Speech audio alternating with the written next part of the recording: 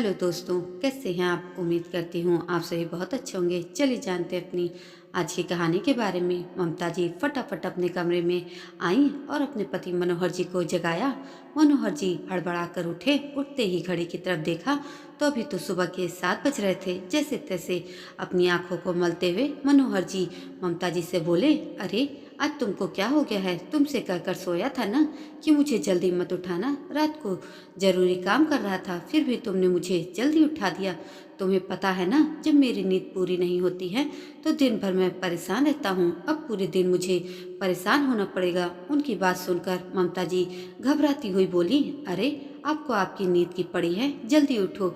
रचना के ससुराल से फोन आया है। रचना का नाम सुनते ही मनोहर जी की आंखों से जैसे नींद एकदम से ही भाग गई। क्यों, क्या हो गया? इतनी सुबह सुबह फोन कैसे आया? सब कुछ ठीक तो है ना? अजी कुछ भी ठीक नहीं है। दामाद जी ने हमें वहाँ बुलाया है, पता नहीं क्या बात हो गई। पूछा भी लेकिन कोई जवाब ही नहीं दिया। एक बार आप फोन करके पूछो तो। ममता जी ने मनोहर जी का फोन उनके हाथ में देते हुए कहा।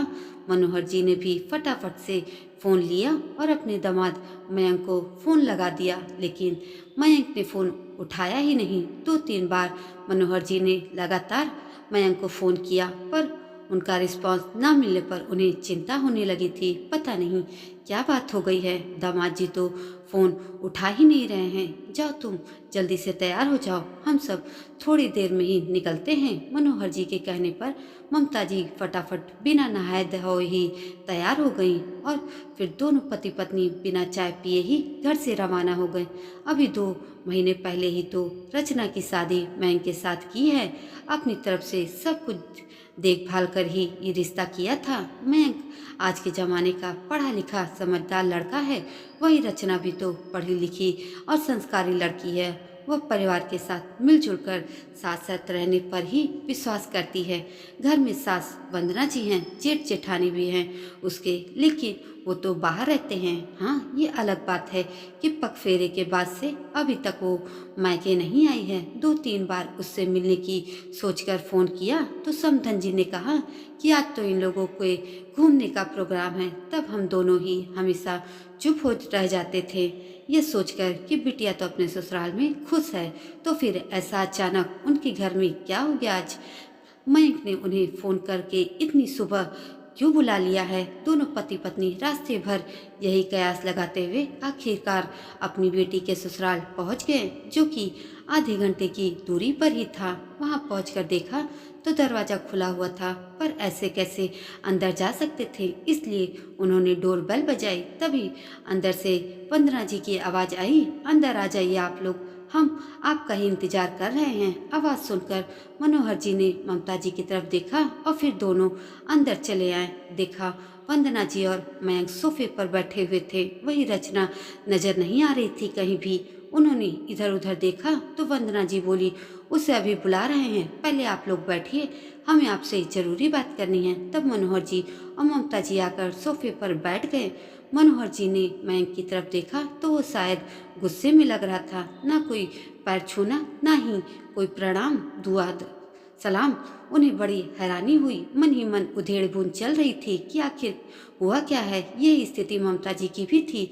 थोड़ी देर बाद मनोहर जी ने बोलना शुरू किया, क्या बात है समझन जी, आपने इतनी सुबह सुबह हमें क्यों बुलाया है? क्या बात हो गई? उनकी बात सुनकर वंदना जी मुंह बनाते हुए बोली, ये तो आप अपनी बेटी से ही पूछिए, उसे अपने ससुराल में रहना भी है या नहीं?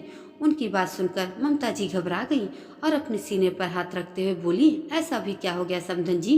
रचना ने कुछ कह दिया क्या? अगर कोई गलती हो गई हो तो अपनी ही बेटी समझकर माफ कर दीजिए। माफ करना समधन जी, अगर मेरी बेटी ऐसी गलती करे ना तो मैं तो उसकी टांगे तोड़ दूं। ये तो आपने अपनी बेटी को सिर चढ़ा रखा है।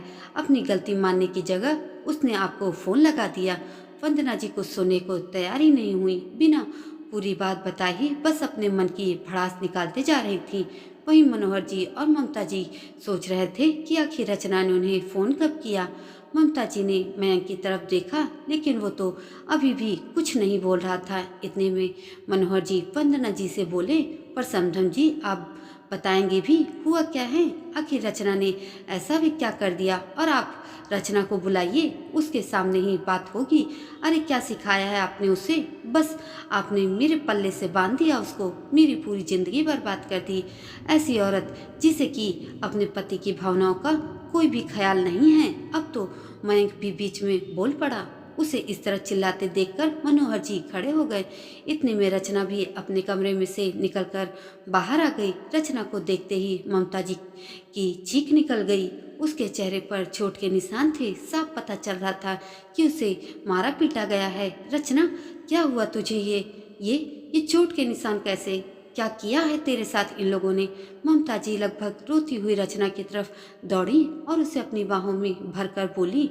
रचना को इस तरह देखकर एक बार तो मनोहर जी का कलेजा भी मुंह को आ गया था, पर फिर भी हिम्मत करते हुए वो मयंक से बोले, क्या किया आप लोगों ने मेरी बेटी के साथ? अरे पति के पोते गैर मर्दों से बात करेगी तो ऐसा ही होगा ना। ऐसी औरतों को इसी तरह से कंट्रोल में किया जाता है। मयंक के जवाब देने से पहले ही वंदना जी बीच में बोल पड़ी। उनकी बात सुनते ही मनोहर जी और ममता जी सकते में आ गए थे। उन्होंने रचना की तरफ देखा तो रचना ने रोते हुए उन्हें बताया कि पापा, आपका दामाद पागल है। देखिए किस तरह से मारा है मुझे। मैं किसी से, चाहे वो औरत हो या मर्द हो, थोड़ा सा भी हंस बोल लूं, मुझे मारने पर आमादा हो जाता है। अगर छत या बालकनी में भी अकेली खड़ी हो गई तो 10 बातें सुनाता है। सबके सामने ही थप्पड़ तक लगा देता है। पग फेरे की रस्म के बाद जब भैया वापस शहर जा रहे थे तो मुझसे मिलने आए थे, तब भी इन्होंने मुझे थप्पड़ मारा था, ये कहकर कि यह आदमी यहाँ क्या करने आया है। उसकी बात सुनकर ममता जी ने कहा, तुम 2 महीने से ये सब क्यों झेलती रही? पहले क्यों नहीं बताया? कैसे बताती माँ? इन लोगों ने मेरा मोबाइल तक अपने पास रख लिया था। जब भी आप लोगों का फ़ोन आता है तब ये लोग मेरे आसपास ही होते हैं। मुझे बिल्कुल भी अकेला नहीं छोड़ते कि कहीं मैं सब कुछ आपको बता न दूं। यहाँ तक कि मुझे मैके तक नहीं आने देते हैं। और मम्मी जी इसमें भी अपने बेटे का ही साथ देती हैं। आज सुबह मैं इनके लिए चाय बनाकर कमरे में लाई थी, तब मेरा फ़ोन ड्रेसिंग टेबल पे ही रखा दिखा। शायद उन्होंने उठने के बाद निकाल कर रखा था। मैंने अपना फ़ोन हाथ में लिया ही था कि ये बाथरूम में से निकल कर आ गए और मुझ पर इल्ज़ाम लगाने लगे कि मैं उनके पीठ पीछे किसी से बात कर रही हूँ। जब मैंने मना किया तो मुझे मारने लगे और मेरा फ़ोन छीनकर ज़मीन पर फेंक कर तोड़ दिया। तब मैंने कहा कि मैंने मम्मी पापा को फ़ोन कर दिया है। जब इन लोगों को लगा कि मैंने सचमुच आप लोगों को फ़ोन कर दिया है, तब जाकर इन्होंने आपको फ़ोन करके बुलाया। इनकी ऐसी आदतों के कारण बड़े भैया भाभी भी यहाँ नहीं रहते हैं। मुझे ले चलिए यहाँ से, मैं यहाँ और नहीं रहूँगी। रचना ने रोते रोते सब कुछ बता दिया अपने मम्मी पापा को। अरे वाह, कैसे चली जाएगी यहाँ से? अब तुम इस घर की बहू हो, हमारी मर्जी के बिना बाहर कदम भी नहीं रखोगी। वंदना जी बीच में ही अपनी बहू से बोली, बस कीजिए समधन जी, बहुत बोल लिया आपने। जब आप लोग हमारे सामने ही इतना कुछ बोल रहे हैं तो पीठ पीछे तो पता ही नहीं क्या क्या करते होंगे। और अब क्या इजाज़त लेना बाकी रह गया है? ममता जी बोली, अगर इस घर के बाहर कदम रखा तो इसके लिए इस घर के दरवाजे हमेशा के लिए बंद हो जाएंगे। फिर अपने घर में ही बैठाए रखना अपनी बेटी को। इस बार मयंक ने ममता जी को उंगली दिखाते हुए ये सारी बातें कहीं। तब मनोहर जी बिल्कुल भी इस बात को बर्दाश्त नहीं कर पाए। खबरदार, इतनी देर से बर्दाश्त कर रहे हैं तो इसका मतलब यह नहीं कि हमें बोलना नहीं आता। अपनी इस उंगली को अपनी मुट्ठी में ही समेट लो। जब तुम अपनी सास से इस तरह से बात कर रहे हो तो तुम किस ही काबिल होगे, सब पता चल रहा है। तुम्हारी हिम्मत कैसे हुई मेरी बेटी पर हाथ उठाने की? जब मनोहर जी ने कहा तो मयंक गुस्से से उनकी तरफ देखकर बोला, ये मेरी पत्नी है, मेरी शादी हुई है इसके साथ और आपने खुद कन्यादान किया है उसका। अब उसके साथ मैं कुछ भी करूं, आप होते कौन हो बोलने वाले? जैसे किसी प्लाट की रजिस्ट्री हो जाने पर उसका मालिकाना हक बदल जाता है, वैसे ही एक लड़की की शादी होते ही उसके भी हकदार बदल जाते हैं। आपकी बेटी पर अब सिर्फ और सिर्फ मेरा ही अधिकार है। आपका काम शादी से पहले तक का था। अब आपको हमारे बीच में बोलने की कोई जरूरत नहीं है। मयंक ने यह बात बड़ी ही बेशर्मी के साथ अपने ससुर से कही। यह बात सुनकर तो मनोहर जी को बहुत गुस्सा आ गया और वो चिल्लाते हुए उससे बोले, शादी की है, हमने अपनी बेटी की बेची नहीं है तुम्हें। शादी के बाद भी वो बेटी है मेरी, वो कोई प्लाट नहीं है जिससे शादी करते ही तुम्हें उसका मालिकाना हक मिल गया है।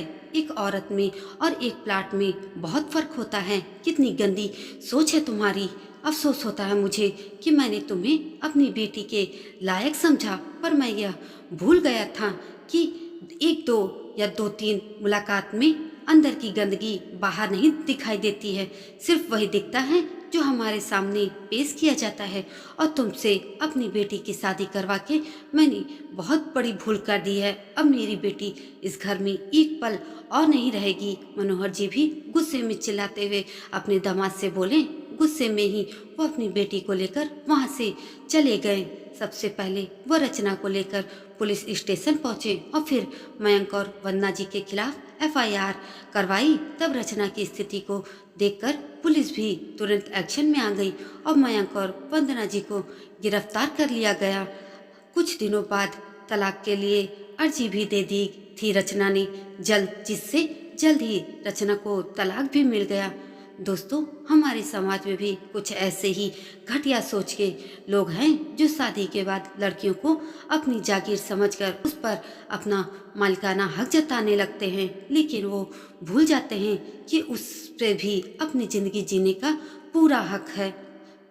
दोस्तों, अगर आप भी मेरी सोच से सहमत हैं तो अपने विचार कमेंट में ज़रूर बताइएगा और मेरे चैनल को सब्सक्राइब भी कर दीजिएगा।